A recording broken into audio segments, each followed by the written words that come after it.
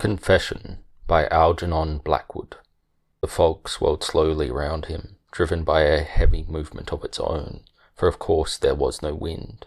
It hung in poisonous thick coils and loops, it rose and sank, no light penetrated it directly from street lamp or motor car, though here and there some big shop window shed a glimmering patch upon its ever-shifting curtain. O'Reilly's eyes ached and smarted with the incessant effort to see a foot beyond his face. The optic nerve grew tired and sight accordingly less accurate. He coughed as he shuffled forward cautiously through the choking gloom. Only the stifled rumble of crawling traffic persuaded him he was in a crowded city at all.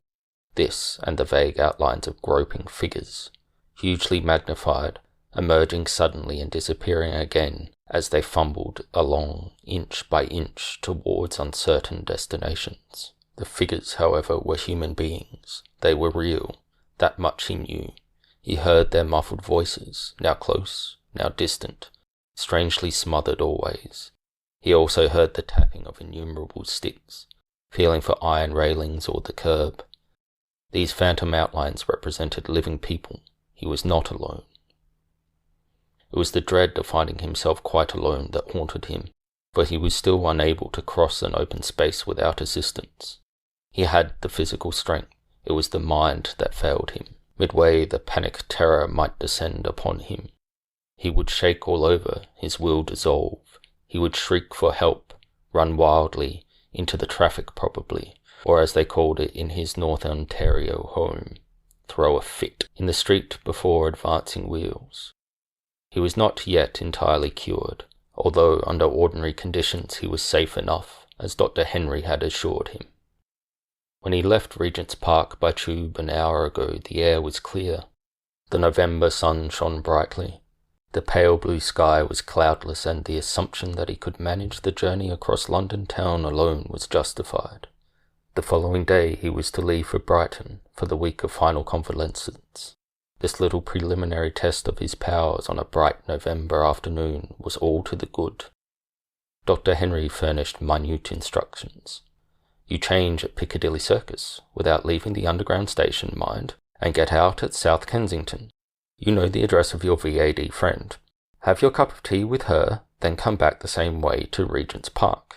Come back before dark, say 6 o'clock at latest. It's better. He had described exactly what turns to take after leaving the station. So many to the right, so many to the left.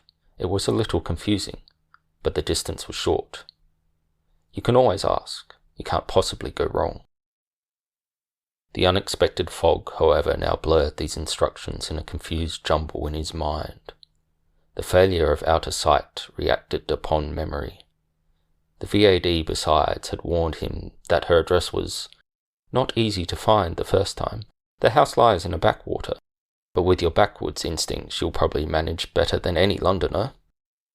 She too had not calculated upon the fog.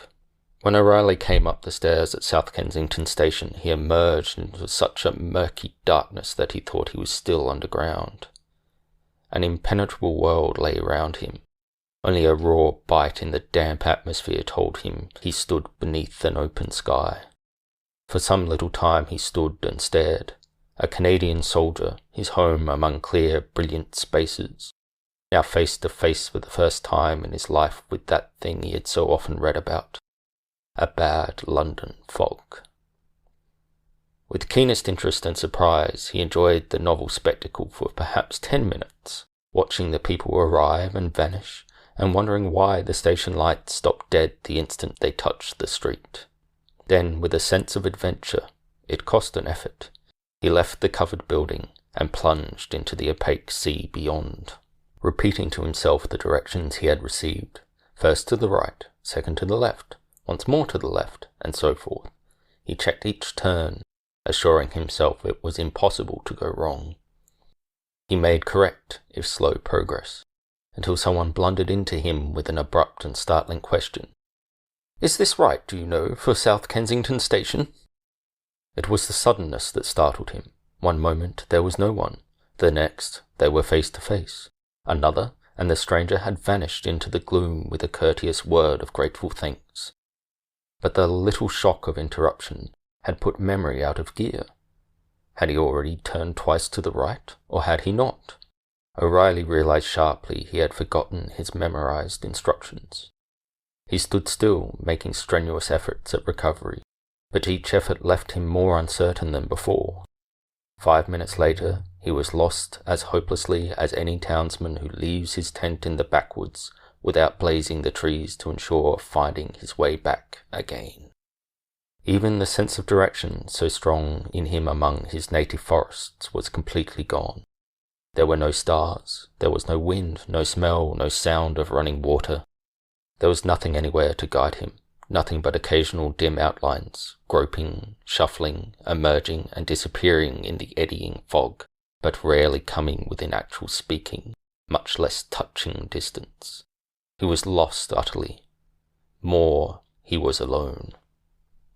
Yet, not quite alone. The thing he dreaded most. There were figures still in his immediate neighborhood. They emerged, vanished, reappeared, dissolved. No, he was not quite alone.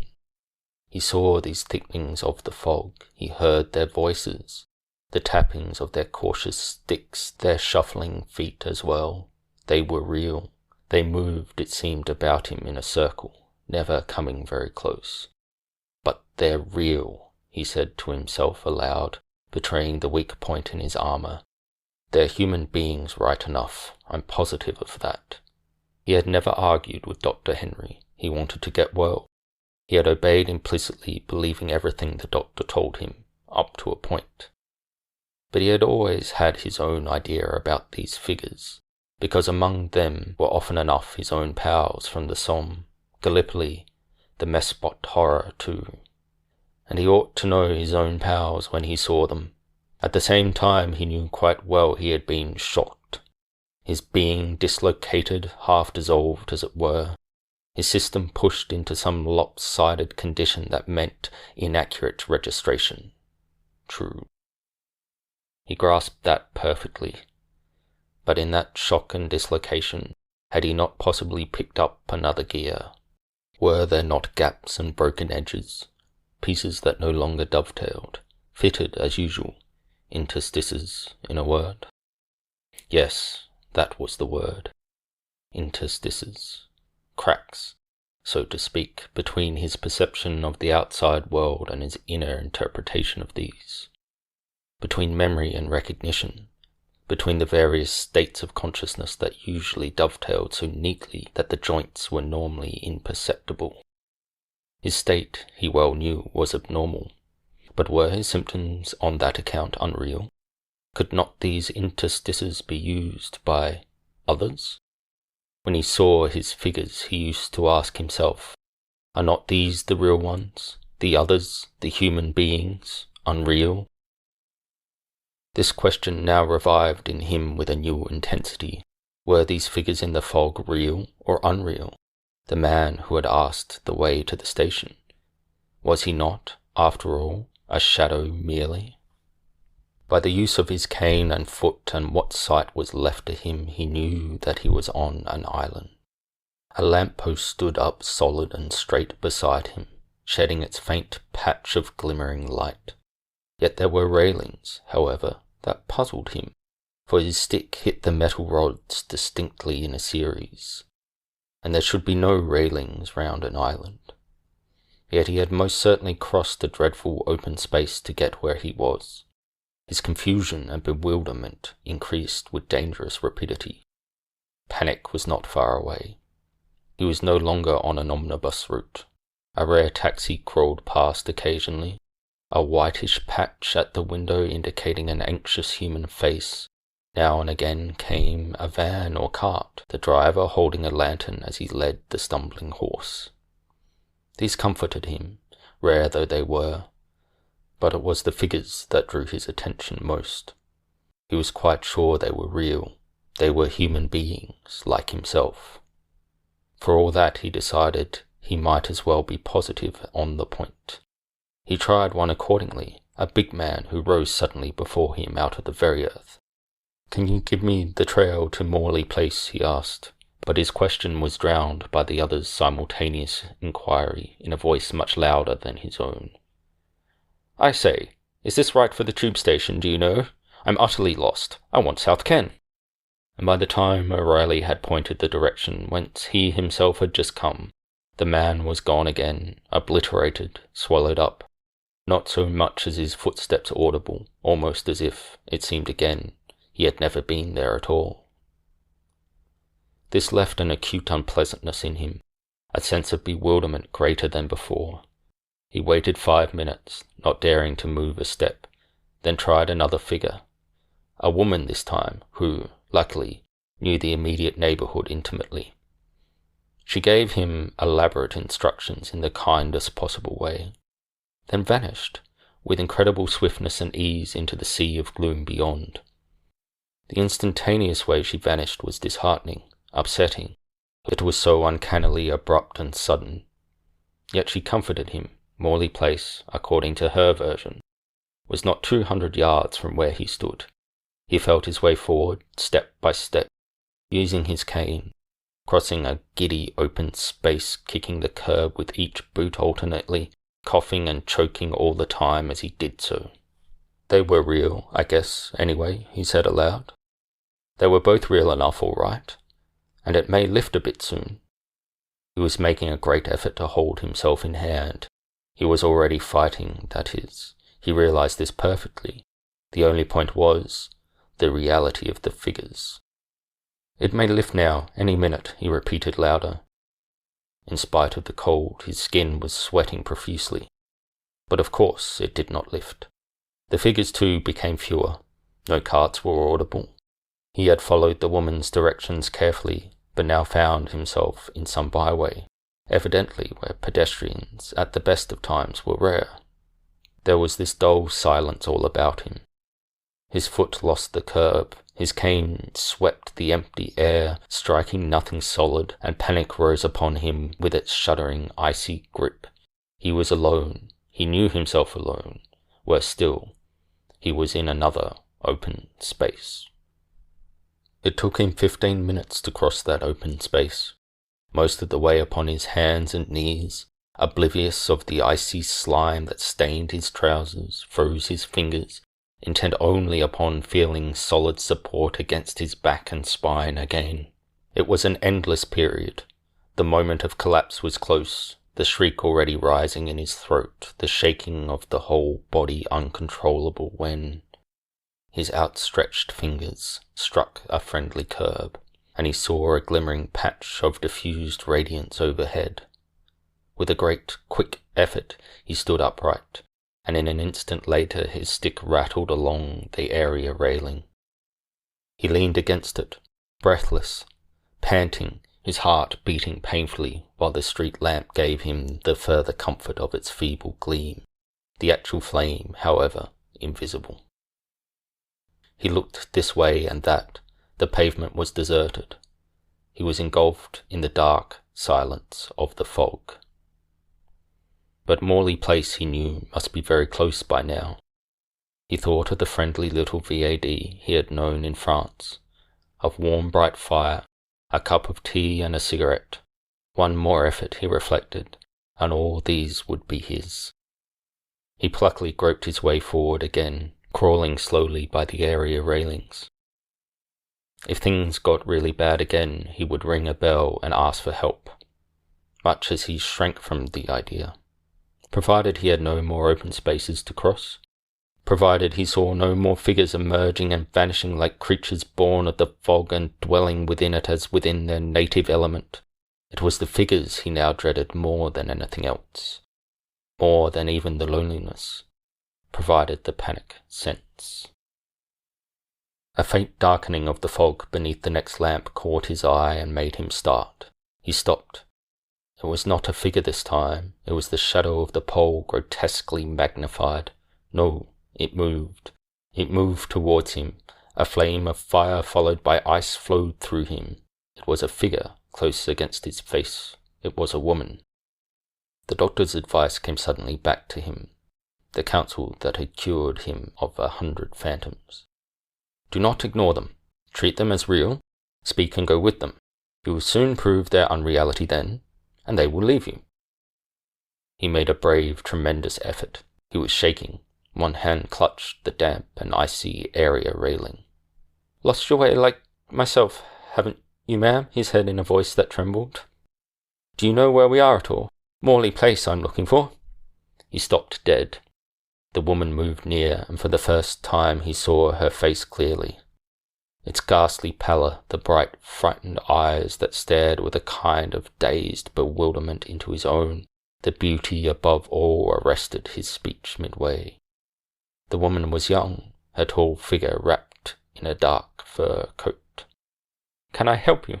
he asked impulsively, forgetting his own terror for the moment. He was more than startled. Her air of distress and pain stirred a peculiar anguish in him. For a moment she made no answer, thrusting her white face closer as if examining him, so close indeed that he controlled with difficulty his instinct to shrink back a little. "Where am I?" she asked at length, searching his eyes intently. "I'm lost. I've lost myself. I can't find my way back." Her voice was low, a curious wailing in it that touched his pity oddly. He felt his own distress merging in one that was greater. "Same here," he replied more confidently. "I'm terrified of being alone too. I've had shell shock, you know. Let's go together. We'll find a way together." "Who are you?" the woman murmured, still staring at him with her big bright eyes. Their distress, however, no whit lessened. She gazed at him as though aware suddenly of his presence. He told her briefly. "And I'm going to tea with a VAD friend in Morley Place. What's your address? Do you know the name of the street?" She appeared not to hear him, or not to understand exactly. It was as if she were not listening again. "I came out so suddenly, so unexpectedly," he heard the low voice with pain in every syllable. "I can't find my way home again, just when I was expecting him to." She looked about her with a distraught expression that made O'Reilly long to carry her in his arms to safety then and there. "He may be there now, waiting for me this very moment, and I can't get back." And so sad was her voice that only by an effort did O'Reilly prevent himself from putting out his hand to touch her. More and more he forgot himself in his desire to help her. Her beauty, the wonder of her strange bright eyes in the pallid face made an immense appeal. He became calmer. This woman was real enough. He asked again the address, the street and number, the distance she thought it was. "Have you any idea of the direction, ma'am? Any idea at all? We'll go together and—" She suddenly cut him short. She turned her head as if to listen, so that he saw her profile a moment. The outline of the slender neck, the glimpse of jewels just below the fur. "Hark! I hear him calling! I remember!" And she was gone from his side into the swirling fog. Without an instant's hesitation, O'Reilly followed her, not only because he wished to help, but because he dared not be left alone. The presence of this strange, lost woman comforted him. He must not lose sight of her, whatever happened. He had to run. She went so rapidly, ever just in front, moving with confidence and certainty, turning right and left, crossing the street, but never stopping, never hesitating, her companion at her heels in breathless haste, and with a growing terror that he might lose her any minute. The way she found her direction through the dense fog was marvellous enough, but O'Reilly's only thought was to keep her in sight, lest his own panic re-descend upon him with its inevitable collapse in the dark and lonely street. It was a wild and panting pursuit, and he kept her in view with great difficulty, a dim, fleeting outline always a few yards ahead of him. She did not once turn her head, she uttered no sound, no cry. She hurried forward with unfaltering instinct. Nor did the chase occur to him once as singular. She was his safety, and that was all he realized. One thing, however, he remembered afterwards, though at the actual time he no more than registered the detail, paying no attention to it. A definite perfume she left upon the atmosphere, one, moreover, that he knew, although he could not find its name as he ran. It was associated vaguely for him with something unpleasant, something disagreeable. He connected it with misery and pain, gave him a feeling of uneasiness. More than that he did not notice at the moment, nor could he remember, but certainly did not try, where he had known this particular scent before. Then suddenly the woman stopped, opened a gate, and passed into a small private garden.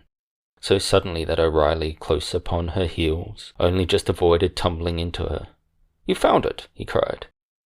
"May I come in a moment with you? Perhaps you'll let me telephone the doctor." She turned instantly. Her face, close against his own, was livid. "Doctor," she repeated in an awful whisper. The word meant terror to her. O'Reilly stood amazed. For a second or two, neither of them moved. The woman seemed petrified. "The Dr. Henry, you know," he stammered, finding his tongue again. "I'm in his care. He's in Harley Street." Her face cleared as suddenly as it had darkened, though the original expression of bewilderment and pain still hung in her great eyes. But the terror left them as though she suddenly forgot some association that had revived it. "My home," she murmured. "My home is somewhere here. I'm near it. I must get back in time. For him, I must. He's coming to me." And with these extraordinary words she turned, walked up the narrow path, and stood upon the porch of a 2-story house before her companion had recovered from his astonishment sufficiently to move or utter a syllable in reply. The front door, he saw, was ajar. It had been left open. For 5 seconds, perhaps 10, he hesitated. It was the fear that the door would close and shut him out that brought the decision to his will and muscles. He ran up the steps and followed the woman into the dark hall where she had already preceded him, and amid whose blackness she now had finally vanished. He closed the door, not knowing exactly why he did so, and knew at once by an instinctive feeling that the house he now found himself in with this unknown woman was empty and unoccupied. In a house, however, he felt safe. It was the open streets that were his anger. He stood waiting, listening a moment before he spoke, and he heard the woman moving down the passage from door to door, repeating to herself in her low voice of unhappy wailing some words he could not understand. "Where is it? Oh, where is it? I must get back." O'Reilly then found himself abruptly stricken with dumbness, as though with these strange words a haunting terror came up and breathed against him in the darkness. Is she, after all, a figure? Ran in letters of fire across his numbed brain. Is she unreal or real? Seeking relief in action of some kind, he put out a hand automatically, feeling along the wall for an electric switch, and though he found it by some miraculous chance, no answering glow responded to the click. And the woman's voice from the darkness. Ah! At last I've found it. I'm home again, at last." He heard the door open and close upstairs. He was on the ground floor now, alone. Complete silence followed. In the conflict of various emotions, fear for himself lest his panic should return, fear for the woman who had led him into this empty house and now deserted him upon some mysterious errand of her own that made him think of madness.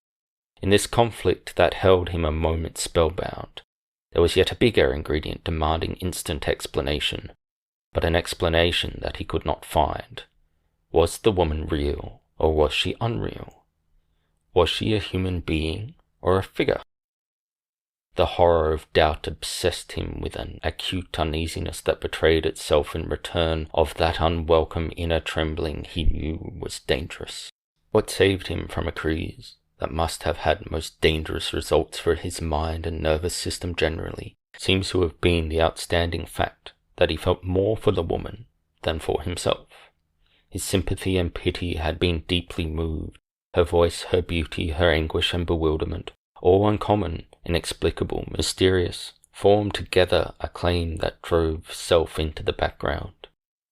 Added to this was the detail that she had left him, gone to another floor without a word, and now behind a closed door in a room upstairs, found herself face to face at last with the unknown object of her frantic search, with it, whatever it might be. Real or unreal, figure or human being, the overmastering impulse of his being was that he must go to her. It was this clear impulse that gave him decision and energy to do what he then did. He struck a match, he found a stump of a candle, he made his way by means of this flickering light along the passage and up the carpetless stairs. He moved cautiously, stealthily. though not knowing why he did so. The house he now saw was indeed untenanted. Dust sheets covered the piled-up furniture. He glimpsed through doors ajar, pictures screened upon the wall, brackets straight to look like hooded heads. He went on slowly, steadily, moving on tiptoe as though conscious of being watched, noting that the wall of darkness in the hall below, the grotesque shadows that his movement cast on the walls and ceiling. The silence was unpleasant, yet, remembering that the woman was expecting someone, he did not wish it broken. He reached the landing and stood still. Closed doors on both sides of the corridor met his sight as he shaded the candle to examine the scene. Behind which of these doors, he asked himself, was the woman, figure or human being, now alone with it? There was nothing to guide him, but an instinct that he must not delay sent him forward again upon his search. He tried a door on the right, an empty room, with the furniture hidden by dust sheet and the mattress rolled up upon the bed. He tried the second door, leaving the first one open behind him, and it was, similarly, an empty bedroom. Coming out into the corridor again, he stood a moment waiting, then called aloud in a low voice that yet woke echoes unpleasantly in the hall below. "Where are you? I want to help. Which room are you in?" There was no answer. He was almost glad that he heard no sound. He knew quite well that he was waiting really for another sound, the steps of him who was expected. And the idea of meeting with this unknown third sent a shudder through him, as though related to an interview he dreaded with his whole heart and must at all costs avoid. Waiting another moment or two, he noted that his candle stump was burning low, then crossed the landing with a feeling at once of hesitation and determination, towards a door opposite to him. He opened it. He did not halt on the threshold. Holding the candle at arm's length, he went boldly in. And instantly his nostrils told him he was right at last, for a whiff of the strange perfume, though this time much stronger than before, greeted him, sending a new quiver along his nerves. He knew now why it was associated with unpleasantness, with pain, with misery, for he recognized it. The odour of a hospital. In this room a powerful anaesthetic had been used, and recently. Simultaneously with the smell, sight brought its message too.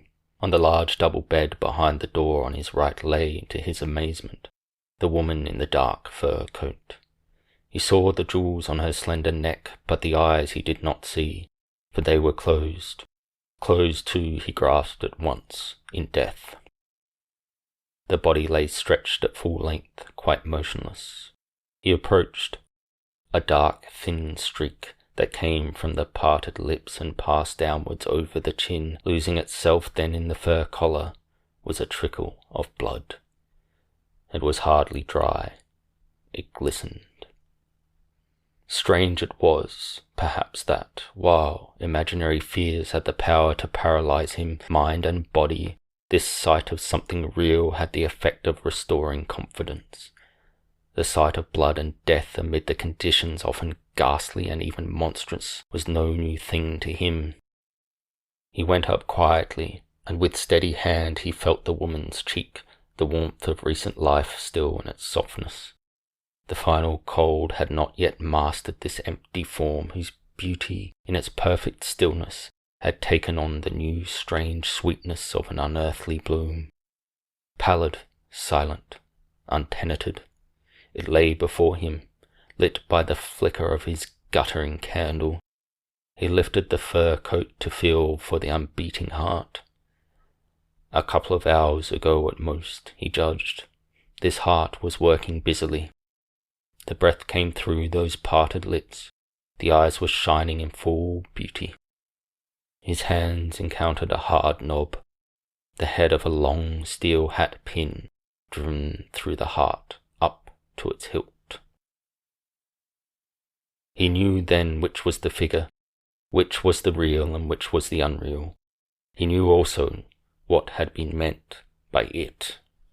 But before he could think or reflect on what action he must take, before he could straighten himself even from his bent position over the body on the bed, there sounded through the empty house below the loud clang of the front door being closed. and instantly rushed over him that other fear he had so long forgotten, fear for himself, the panic of his own shaken nerves descending with irresistible onslaught.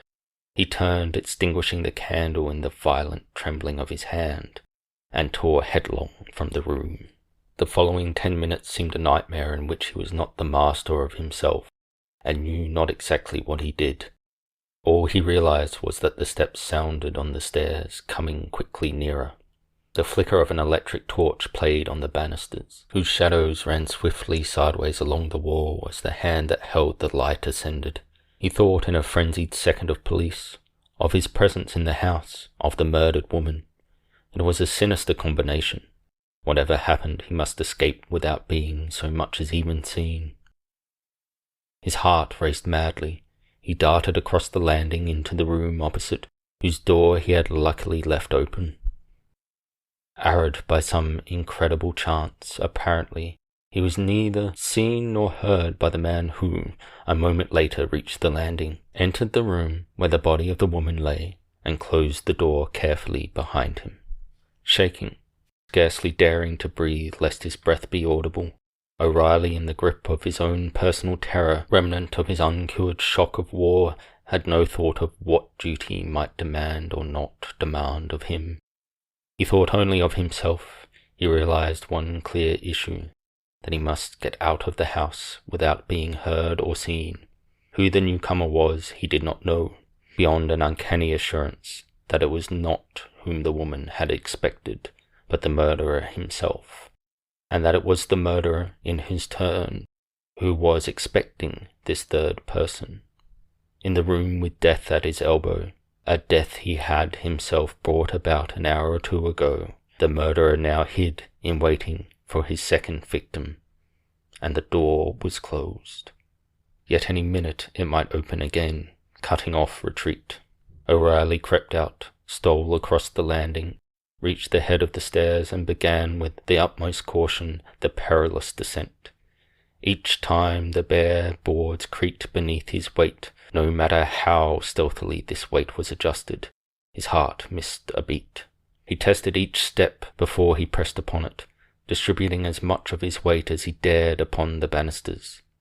It was little more than halfway down that, to his horror, his foot caught in a projecting carpet track. He slipped on the polished wood, and only saved himself from falling headlong by a wild clutch at the railing, making an uproar that seemed to him like the explosion of a hand grenade in the forgotten trenches. His nerves gave way then, and panic seized him. In the silence that followed the resounding echoes, he heard the bedroom door opening on the floor above. Concealment was now useless. It was impossible too. He took the last flight of stairs in a series of leaps, 4 steps at a time, reached the hall, flew across it, and opened the front door just as his pursuer, electric torch in hand, covered half the stairs behind him. Slamming the door, he plunged headlong into the welcome, all-obscuring fog outside. The fog had now no terrors for him. He welcomed its concealing mantle, nor did it matter in which direction he ran, so long as he put distance between him and the house of death. The pursuer had, of course, not followed him into the street. He crossed the open spaces without a tremor. He ran in a circle nevertheless, though without being aware that he did so. No people were about, no single groping shadow passed him, no boom of traffic reached his ears when he paused for breath at length against an area railing. Then, for the first time, he made the discovery that he had no hat. He remembered now, in examining the body, partly out of respect, partly perhaps unconsciously, he had taken it off and laid it on the very bed. It was there, a telltale bit of damning evidence in the house of death, and a series of probable consequences flashed through his mind like lightning. It was a new hat, fortunately. More fortunate still, he had not yet written name or initials in it. But the maker's mark was there for all to read, and the police would go immediately to the shop where he had bought it only 2 days before. Would the shop people remember his appearance? Would his visit, the date, the conversation be recalled? He thought it was unlikely. He resembled dozens of men. He had no outstanding peculiarity. He tried to think, but his mind was confused and troubled. His heart was beating dreadfully. He felt desperately ill. He sought vainly for some story to account for his being out in the fog and far from home without a hat. No single idea presented itself. He clung to the icy railings, hardly able to keep upright, collapsed very near, when suddenly a figure emerged from the fog, paused a moment to stare at him, put out a hand and caught him, and then spoke. "You're ill, my dear sir," said a man's kindly voice. "Can I be of assistance? Come, let me help you." He had seen at once that it was not a case of drunkenness. "Come, take my arm, won't you? I'm a physician. Luckily, too, you're just outside my very house. Come in."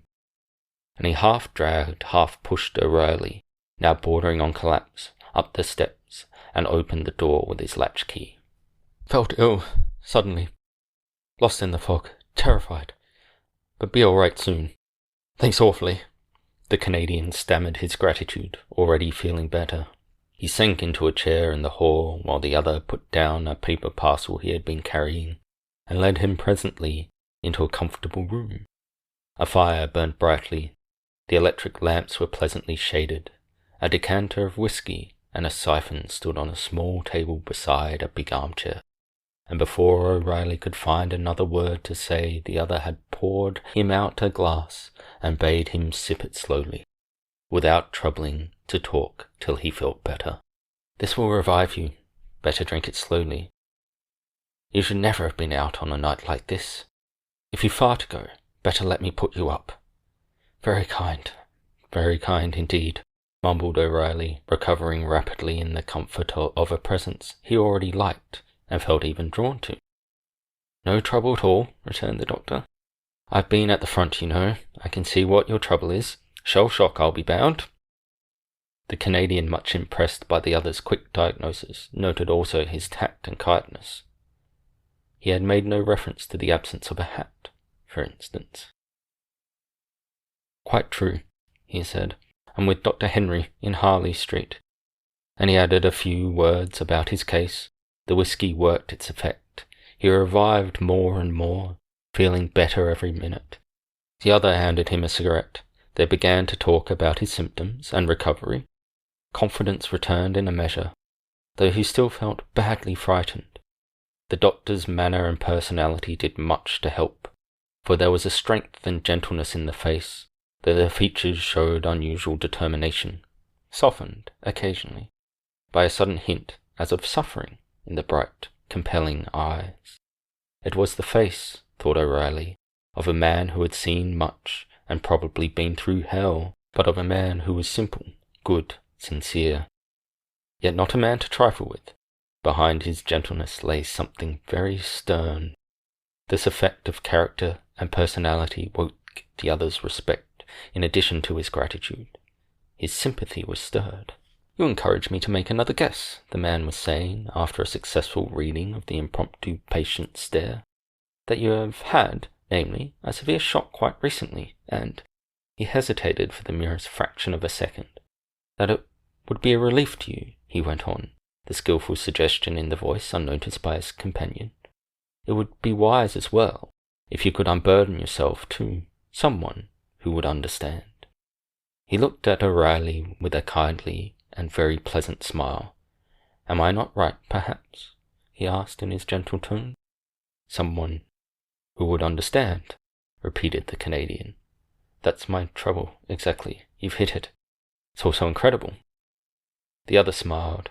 "The more incredible," he suggested, "the greater your need for expression. Suppression, as you know, is dangerous in a case like this. You think you have hidden it, but it bides its time and comes up later, causing a lot of trouble. Confession, you know," he emphasized the word. "Confession is good for the soul." "You're dead right," agreed the other. "Now, if you can bring yourself to tell it to someone who will listen and believe, to myself, for instance, I am a doctor, familiar with such things. I shall regard all you say as a professional confidence, of course, and, as we are strangers, my belief or disbelief is of no particular consequence. I may tell you in advance of your story, however. I think I can promise it, that I shall believe all you have to say." O'Reilly told his story without more ado, for the suggestion of the skilled physician had found easy soil to work in. During the recital, his host's eyes never once left his own. He moved no single muscle of his body. His interest seemed intense. "A bit tall, isn't it?" said the Canadian when his tale was finished. "And the question is," he continued, with a threat of volubility, which the other checked instantly. "Strange, yes, but incredible, no," the doctor interrupted. "I see no reason to disbelieve a single detail of what you have just told me. Things equally remarkable, equally incredible, happen in all large towns, as I know from personal experience. I could give you an instance." He paused a moment, but his companion, staring into his eyes with interest and curiosity, made no comment. "Some years ago, in fact," continued the other, "I knew of a very similar case. Strangely similar." "Really? I should be immensely interested." "So similar that it seems almost a coincidence. You may find it hard, in your turn, to credit it." He paused again while O'Reilly sat forward in his chair to listen. "Yes," he pursued the doctor slowly. "I think everyone connected with it is now dead. There is no reason why I should not tell it. For one confidence deserves another, you know. It happened during the Boer War. As long ago as that," he added with emphasis. "It is really a very commonplace story in one way, though very dreadful in another. But a man who has served at the front will understand, and I'm sure will sympathize." "I am sure of that," offered the other readily. "A colleague of mine, now dead, as I mentioned, a surgeon with a big practice, married a young and charming girl. They lived happily together for several years. His wealth made her very comfortable. His consulting room, I must tell you, was some distance from his house, just as this might be. So she was never bothered with any of his cases. Then came the war. Like many others, though much over age, he volunteered. He gave up his lucrative practice and went to South Africa. His income, of course, stopped. The big house was closed. His wife found her life of enjoyment considerably curtailed. This she considered a great hardship, it seems. She felt a bitter grievance against him, devoid of imagination, without any power of sacrifice, a selfish type. She was yet beautiful, attractive woman, and young. The inevitable lover came upon the scene to console her. They planned to run away together. He was rich. Japan, they thought, would suit them. Only, by some ill luck, the husband got wind of it, and arrived in London just in the nick of time. "Well rid of her," put in Riley. "I think." The doctor waited a moment. He sipped his glass, then his eyes fixed upon his companion's face somewhat sternly. "Well, rid of her, yes," he continued. "Only he determined to make that riddance final. He decided to kill her and her lover. You see, he loved her." O'Reilly made no comment. In his own country, this method with a faithless woman was not unknown. His interest was very concentrated, but he was thinking too as he listened, thinking hard. "He planned the time and place with care," resumed the other in a lower voice, as though he might possibly be overheard. "They met, he knew, in the big house now closed, the house where he and his young wife had passed such happy years during their prosperity. The plan failed, however, in an important detail. The woman came at the appointed hour, but without her lover. She found death waiting for her. It was a painless death. Then her lover, who was to arrive an hour later, did not come at all. The door had been left open for him purposely. The house was dark, its rooms shut up, deserted. There was no caretaker even. It was a foggy night, just like this." "And the other?" asked O'Reilly in a failing voice. "The lover?" "A man did come in," the doctor went on calmly. "But it was not the lover. It was a stranger." "A stranger?" the other whispered. "And the surgeon, where was he all the time?" "Waiting outside to see him enter, concealed in the fog. He saw the man go in. 5 minutes later he followed, meaning to complete his vengeance, his act of justice, whatever you like to call it. But the man who had come in was a stranger. He came by chance, just as you might have done, to shelter from the fog. Or O'Reilly, though with great effort, rose abruptly to his feet. He had an appalling feeling that the man facing him was mad. He had the keen desire to get outside, fog or no fog, to leave this room, to escape from the calm accents of the insistent voice. The effect of the whiskey was still in his blood. He felt no lack of confidence, but words came to him with difficulty. "I think I'd better be pushing off now, Doctor," he said clumsily. "But I feel I must thank you very much for your kindness and help." He turned and looked hard into the keen eyes facing him. "Your friend," he asked in a whisper, "the surgeon. Was he ever caught?" "No," was the grave reply, the doctor standing up in front of him. "He was never caught." O'Reilly waited a moment before he made another remark. "Well," he said at length, but in a louder tone than before, I'm glad." He went to the door without shaking hands. "You have no hat," mentioned the voice behind him, "and if you'll wait a moment, I'll get you one of mine. You need not trouble to return it." The doctor passed him, going into the hall. There was a sound of tearing paper. O'Reilly left the house a moment later with a hat upon his head, but it was not until he reached the tube station half an hour afterwards that he realized it was his own. End of Confession by Algernon Blackwood.